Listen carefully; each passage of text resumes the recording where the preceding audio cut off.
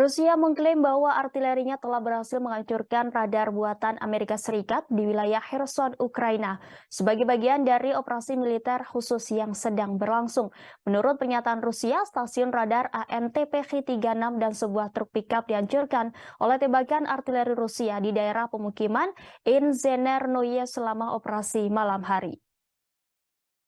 Laporan tersebut mengklaim bahwa serangan tersebut mengakibatkan kematian 10 tentara Ukraina, sementara banyak lainnya menderita luka serius.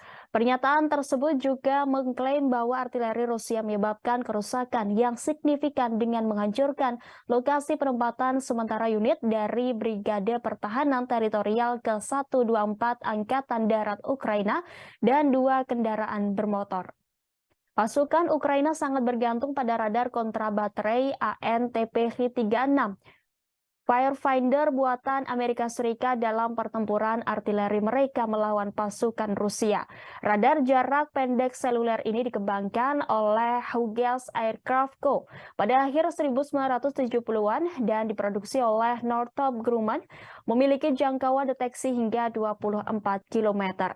Radar dapat digabungkan dengan M777 dan sistem roket artileri mobilitas tinggi atau HIMARS yang keduanya telah dikirimkan Amerika Serikat dalam jumlah yang memadai ke Ukraina.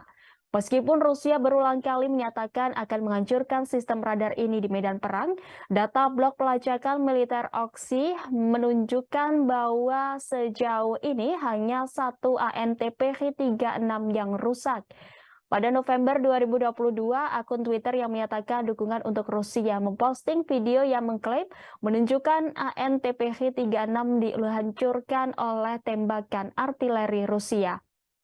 Selain itu, Kementerian Pertahanan Rusia kerap menyatakan telah menghancurkan radar L-band AN/TPH-50 buatan AS di Ukraina. Namun tidak ada bukti bahwa Ukraina mentransfer atau menggunakan radar ini. Menurut Armada Internasional, selama agresi Rusia di Ukraina pada tahun 2014, AS menggunakan kesempatan tersebut untuk menilai keefektifan AN/TPH-50 dalam mendeteksi artileri Rusia. Selain radar Firefinder yang diproduksi oleh AS, Jerman juga telah mentransfer radar kontrabaterai Pita Hensoldt Kobrasi. Radar ini dapat mendeteksi dan memantau hampir 1.500 target dalam jarak hingga 250 km.